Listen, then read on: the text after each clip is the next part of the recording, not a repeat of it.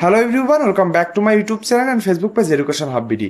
সরকারি চাকরিজীবীদের বহুল প্রতীক্ষিত নবম পে স্কেল গ্যাজেট প্রকাশের সকল কার্যক্রম সরকার শেষ করে ফেলেছে। এমনই একটি নিউজ করে প্রতিবেদন করেছে কালের কণ্ঠ নিউজ পেপার। সেখানে জানানো হয়েছে তিনটি বিকল্প পদ্ধতির মাধ্যমে যে কোনো একটি বিকল্প পদ্ধতি নিয়েই কিন্তু সরকার নবম পে স্কেলে গ্যাজেট প্রকাশের কার্যক্রম শেষ করে ফেলেছে। সে প্রতিবেদনে আরও কি বলা হয়েছে, তিনটি যে বিকল্প পদ্ধতির কথা বলা হয়েছে সেটিই বাকি। পে স্কেল গ্যাজেট কবেই বা প্রকাশ পেতে চলেছে? জুলাই যদি পে স্কেল বাস্তবায়ন হয় তার আগে কত তারিখে পে স্কেল বাস্তবায়ন হবে বা গ্যাজেট প্রকাশ হবে, সেটি নিয়ে থাকছে আজকের এই ভিডিওটি না টেনে একদম শেষ পর্যন্ত দেখবেন। পে স্কেল গ্যাজেট নিয়ে আর কোনো ধোঁয়াশা থাকবে না বলে মনে করে এই ভিডিওটি দেখলে। তাহলে চলুন আমরা সময় নষ্ট না করে ভিডিও মেনু অংশে চলে যাই। আমরা ভিডিও মেনু অংশে চলে এসেছি। তার আগে আপনাদেরকে বলবো যে কমেন্ট বক্সে সবাই আলহামদুলিল্লাহ লিখবেন। অন্য ধর্মাবলম্বীরা যারা রয়েছেন তারা নিজের সৃষ্টিকর্তাকে ধন্যবাদ জানিয়ে এই ভিডিওটি শুরু করতে চায়। সরকারি চাকরিজীবীদের দীর্ঘ 11 বছরের সেই দুঃখর দুর্দশা থেকে এই নবম পে স্কেল আসতে চলেছে অনেকদিন পর। এই 11 বছরের দুঃখর দুর্দশা পিছনে ফেলে নবম পে স্কেল যেন সরকারি চাকরিজীবীদের সত্যি বৈষম্য থেকে দূরে আনতে পারে, সেটাই আমাদের মনের আশা আকাঙ্ক্ষা থাকবে। তাহলে চলুন আলহামদুলিল্লাহ অবশ্যই লিখে দিবেন এবং আপনার সৃষ্টিকর্তাকে ধন্যবাদ জানিয়ে ভিডিওটা শুরু করি। বলা হয়েছে বেতন কাঠামোর গ্যাজেট প্রস্তুত হয়ে গিয়েছে অলরেডি। গ্যাজেট প্রকাশের প্রস্তুতি চূড়ান্ত পর্যায়ে পৌঁছেছে। বলা হয়েছে নবম জাতীয় পে স্কেল 1 জুলাই থেকে এই কার্যকরের প্রস্তুতি প্রায় সম্পন্ন। খসড়া গ্যাজেট প্রস্তুত রয়েছে, যে কোনো সময় সরকারি গ্যাজেট প্রকাশ হতে পারে। তার মানে কালের কণ্ঠে কিন্তু এটাই বলা হয়ে গেছে যে খসড়া গ্যাজেট কিন্তু সরকার অলরেডি তৈরি করে ফেলেছে। এখন যে ফাইনাল যে গ্যাজেটটি হবে এবং সরকার যে যে পদ্ধতিকে ফাইনাল হিসাবে ধরবে, অর্থাৎ তিনটা পদ্ধতির মধ্যে যে পদ্ধতিটিকে তারা ফাইনাল হিসেবে ধরবে সেটা বাস্তবায়ন করেই এবং সেটি গ্যাজেটে অন্তর্ভুক্ত করে কিন্তু গ্যাজেট প্রকাশ সম্পন্ন হবে। বলা হয়েছে 30 জুনের আগেই চূড়ান্ত সিদ্ধান্ত। বেতন বৃদ্ধির হার এখনো আনুষ্ঠানিকভাবে নির্ধারণ হয়নি। তিনটি বিকল্প প্রস্তাবের মধ্যে একটি চূড়ান্ত করা হবে। 30 জুনের আগে গ্যাজেট জারির লক্ষ্য নিয়ে সরকার আগাচ্ছে। তার মানে আমরা স্পষ্ট হয়ে বুঝে গিয়েছিলাম, যেটি আমরা জানতে পেরেছিলাম, বেতন কিছুটা দেরি করে আসতে পারে, কিন্তু গ্যাজেট জুলাইয়ের আগেই বাস্তবায়ন হবে, এমনই কিন্তু ইঙ্গিত দিচ্ছে এই কালের কণ্ঠের এই প্রতিবেদন। সেখানে আরও বলা হয়েছে যে তিনটি বেতন প্রস্তাব যে বিকল্প পদ্ধতি রয়েছে সেটা আপনারা সকলে জেনে গিয়েছেন। তারপর আপনাদেরকে একটু জানিয়ে দিই। প্রথমে থাকবে সকল গ্রেডে মূল বেতনের 50% হচ্ছে বৃদ্ধি, দ্বিতীয় অর্থ বছরে 50% এবং তারপরের অর্থ বছরে বাদবাকি ভাতা। 3 অর্থ বছরে বাস্তবায়নের প্রথম, যেটা আমরা বারবার শুনে এসেছি। 2 ধাপে থাকবে। 1 থেকে নবম গ্রেডের জন্য আপনার বেসিকের 40% এবং 10 থেকে 20তম গ্রেডের সরকারি চাকরিজীবীদের বেসিকের 60% বৃদ্ধি। এরও কিন্তু আমি আমার এই ইউটিউব চ্যানেলে আমি ভিডিও এবং শর্টস বানিয়ে আপনাদেরকে দেখিয়েছি যে এরকম বেতন বৃদ্ধি পেলে আপনার বেতন আসলে কেমন দাঁড়াবে। যারা এই সম্পর্কে, অর্থাৎ বেতন কেমন হবে, গ্রেড ভিত্তিক বেতন তালিকা কেমন হবে জানতে ইচ্ছুক, তারা এই ভিডিওটি দেখা শেষ হলে আমার ইউটিউব চ্যানেলে এবং আমার শর্টস চ্যানেলটি ঘুরে দেখলে আপনি আশা করি জানতে পারবেন। আর 3 নম্বর প্রস্তাব, যেটা খুবই গুরুত্বপূর্ণ এবং সরকারি চাকরিজীবীদের মনের আশা আকাঙ্ক্ষা এটা নিয়েই রয়েছে, যে নিম্নতম গ্রেডের সরকারি চাকরিজীবীদের প্রথম ধাপে 100% বৃদ্ধির বিষয় বিবেচনা। অর্থাৎ 11 থেকে 20 বা 10 থেকে 20তম সরকারি চাকরিজীবীদের 100% বাস্তবায়ন নিয়ে এবং তার থেকে কম যারা রয়েছেন তাদের 75% কাছাকাছি বাস্তবায়ন করে গ্যাজেট প্রকাশ হতে পারে। এই তিনটি গুরুত্বপূর্ণ যে প্রস্তাবনা রয়েছে তার ভিতরে কোন প্রস্তাবনাটি সব থেকে বেশি ভালো হবে সরকারি চাকরিজীবীদের জন্য, সকল সরকারি চাকরিজীবীদের কাছে আমি জানতে চাই। আপনারা অবশ্যই কমেন্ট বক্সে লিখে জানাবেন এই তিনটি প্রস্তাবের ভিতরে আপনি কোন প্রস্তাবটির সাথে একমত পোষণ করছেন এবং আপনি মনে করেন কোন প্রস্তাবটি বাস্তবায়ন করলে সরকারি চাকরিজীবীদের সত্যি বৈষম্য থেকে একটু দূরে আনা যাবে। আমরা চাই এই দীর্ঘ 11 বছরের প্রতীক্ষা আমাদের যেন বৈষম্য থেকে একটু দূরে আনে। এই চরম মূল্যস্ফীতির বাজারে পে স্কেল যদি 100% বাস্তবায়ন না হয়, তাহলে কিন্তু আপনি কোনোভাবে এই মূল্যস্ফীতির সাথে টক্কর দিতে পারবেন না। আপনারা জানেন যে জ্বালানি তেলের দাম বেড়ে গিয়েছে, আপনার হচ্ছে বিদ্যুতের দাম বেড়ে গিয়েছে। আর জ্বালানি এবং বিদ্যুৎ তো সকল জিনিসের সাথে পারস্পরিক সম্পর্কযুক্ত, সকল জিনিসের দাম বেড়ে গিয়েছে। এখন আপনার বেতন যদি 4 থেকে 5,000 টাকা বাড়ে, 50 বা 60% বাস্তবায়ন হয়, তাহলে কি আপনি আপনার পরিবারের এতগুলো সদস্যদের নিয়ে থাকতে পারবেন? আপনি কি ঋণের বেড়াজাল থেকে বেরোতে পারবেন?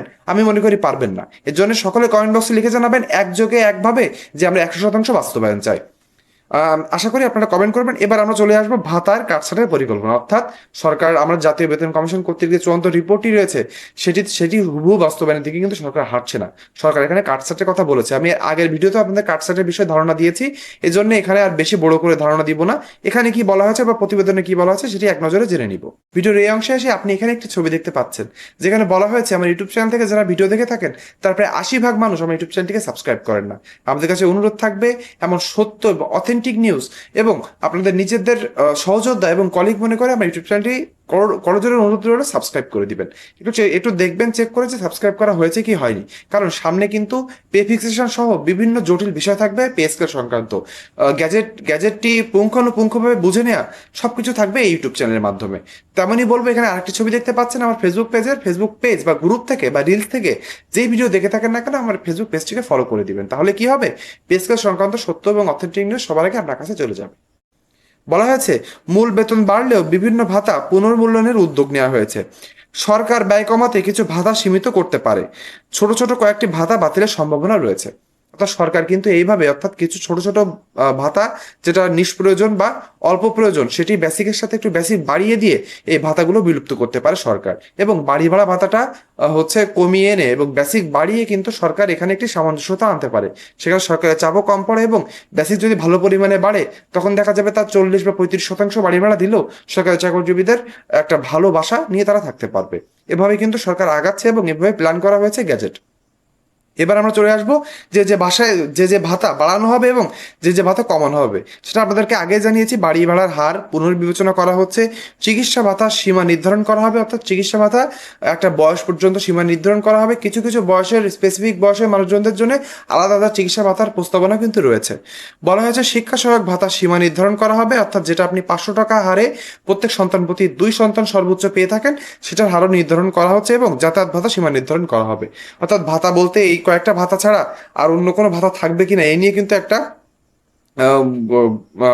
গোলাটে পরিবেশ তৈরি হয়েছে। অর্থাৎ টিফিন ভাতা কিন্তু আমরা শুনেছিলাম 200 টাকা থেকে বাড়িয়ে 1000 টাকার একটি উন্নীত করার একটি প্রস্তাবনা চলছে। এই ভাতাগুলো অবশ্যই রাখা প্রয়োজন, কোনো ভাতা আমি মনে করি নিষ্প্রয়োজন নয়। সরকারি চাকরিজীবীদের অল্প যৌক্তিক পর্যায়ে ভাতা বাড়িয়ে এবং বেসিক ভালো পরিমাণে বাড়িয়ে কিন্তু নবম পে স্কেল গ্যাজেট প্রকাশ করা সরকারের উচিত হবে, তা না হলে কিন্তু সেই বৈষম্য দূর হবে না। এবার আমরা চলে আসবো সরকারের ব্যয় ব্যবস্থাপনা, সরকার কিভাবে ভাবছে এই ব্যয়গুলো তারা করবে। বলা হয়েছে নতুন পে স্কেলের কারণে অতিরিক্ত ব্যয়ের চাপ বিবেচনায় রাখা হয়েছে, আর্থিক সক্ষমতা সামঞ্জস্যে রেখে বাস্তবায়নের পরিকল্পনা নেওয়া হচ্ছে। অর্থাৎ সরকারও কিন্তু চেষ্টা করছে একবারে অনেক বড় আর্থিক চাপটা যেন তাদের তহবিলে না পড়ে, এই জন্য তারা চেষ্টা করছে ধাপে ধাপে বাস্তবায়ন, অথবা কিভাবে বাস্তবায়ন করলে তাদের তহবিলেও চাপ কম পড়ে এবং সরকারি চাকরিজীবীরা উপকৃত হন তার একটি সুইট স্পটে আসার চেষ্টা করছে কিন্তু সরকার। বলা হয়েছে নিম্ন ও মধ্যম গ্রেডের বেশি সুবিধা দেওয়ার দিকে কিন্তু আগাচ্ছে এই সরকার। অর্থাৎ গ্যাজেট প্রকাশে দেখা যাবে নিম্ন এবং মধ্যম গ্রেডের যে সকল চাকরিজীবীরা রয়েছে তারা সব থেকে বেশি লাভবান হবেন। বলা হয়েছে সামাজিক বাস্তবতা বিবেচনায় নিম্ন ও মধ্যম গ্রেডের তুলনামূলক বেশি সুবিধা দেওয়ার নীতিগত সিদ্ধান্ত নেওয়া হয়েছে। জীবনযাত্রার ব্যয় মোকাবেলা তাদের অগ্রাধিকার দেওয়া হচ্ছে, অর্থাৎ যাদের উপরে এই আপনার এই চরম মূল্যস্ফীতির প্রভাবটা সব থেকে বেশি পড়েছে সেই নিম্ন বা মধ্যম আয়ের মধ্যম গ্রেডের সরকারি চাকরিজীবীদের, তাদেরকে কিভাবে এই পে স্কেলটি তাদেরকে একটু সাপোর্ট দিতে পারে সে চেষ্টা কিন্তু সরকার করে যাচ্ছে। বলা হয়েছে এলপিআর ভোগীদের জন্য সুখবর। এলপিআর বা আপনারা সকলে জানেন যে পেনশনে যাওয়ার আগে যে ছুটির ভিতরে থাকেন সরকারি চাকরিজীবীরা, সেই ছুটি ভোগরত কর্মকর্তা কর্মচারীরা কিন্তু নতুন নবম পে স্কেলের আওতায় থাকবেন, তারাও নতুন বেতন কাঠামোর সুবিধা পাবেন। এটা আমি মনে করি খুবই একটা ভালো সংবাদ। যারা এলপিআর এ ছিলেন কমেন্টে কমেন্ট করেন যে কি অবস্থা, আমাদের কি হবে না হবে। আর এখানে আর একটা বিষয় আপনাদেরকে জানিয়ে দিই, সেটা আমাদের পেনশনজীবীদের জন্য স্পষ্ট করে এখনো কিন্তু আপনাদের যে ভাতা নির্ধারণ করা হয়নি, যেটা আমরা জানি যে জাতীয় বেতন কমিশন কর্তৃক যে চূড়ান্ত রিপোর্টটি ছিল সেখানে যেটা বলা হয়েছিল 20,000 টাকার নিচে যারা রয়েছেন তাদের বেসিক পেনশনভোগীরা রয়েছেন বেসিকের, তাদের বেসিকটা বেড়ে যাবে দ্বিগুণ, মানে 100% পরিমাণ।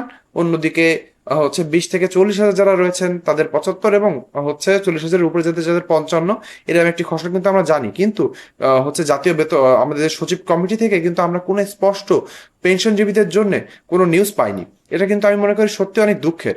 এই পেনশনভুক্তরা প্রায় 9 লক্ষের কাছাকাছি পেনশনভুক্তরা রয়েছেন যারা এই অল্প অর্থ দিয়ে তাদের পরিবারের একদম শেষ জীবনে এসে জীবনটা অতিবাহিত করেন। তাদের চিকিৎসা ভাতা ন্যূনতম 8 থেকে 10,000 টাকা না করলে তারা কিন্তু বাঁচতে পারবে না। আপনারা জানেন জীবনের শেষ পর্যায়ে এসে মানুষ কিন্তু প্রায় রোগাক্রান্ত থাকেন।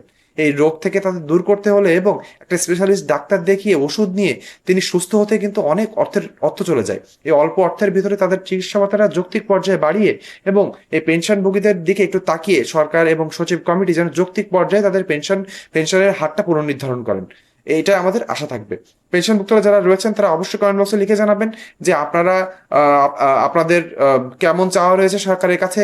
আপনারা কি চান জাতীয় বেতন কমিশন করতে গিয়ে চূড়ান্ত রিপোর্টটি রয়েছে সেটি হুবহু বাস্তবায়ন হোক, সেটিও কমেন্ট বক্সে অবশ্যই লিখে জানাবেন। এবার আমরা চলে আসবো যে সংশ্লিষ্ট মন্ত্রণালয়ের প্রস্তুতি, অর্থাৎ কোন কোন মন্ত্রণালয়ের প্রস্তুতি আগিয়ে নিচ্ছে। অর্থ মন্ত্রণালয়, জনপ্রশাসন মন্ত্রণালয়, মন্ত্রী পরিষদ বিভাগ, তিনটি প্রতিষ্ঠান যৌথভাবে আইনি ও প্রশাসনিক প্রস্তুতি শেষ করেছে। এবার আমরা একদম শেষে চলে এসেছি।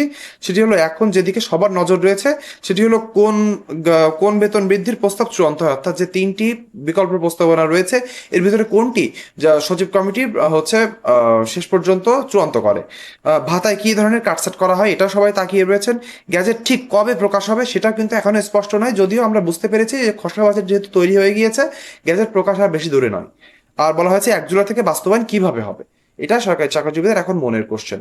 আশা করি পে স্কেল সংক্রান্ত আজকে একটা ভালো নিউজ পেয়েছেন, সকলের মনই ভালো রয়েছে।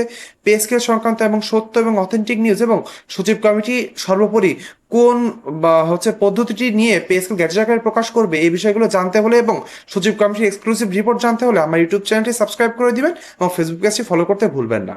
আজকে ভিডিওটি এ পর্যন্তই। পে স্কেল সংক্রান্ত এবং সত্য এবং অথেন্টিক নিউজ সবার আগে পেতে চাইলে আমার ইউটিউব চ্যানেল এবং ফেসবুক পেজে চোখ রাখবেন। আজকে ভিডিওটি এ পর্যন্তই। সকলে ভালো থাকবেন। ধন্যবাদ।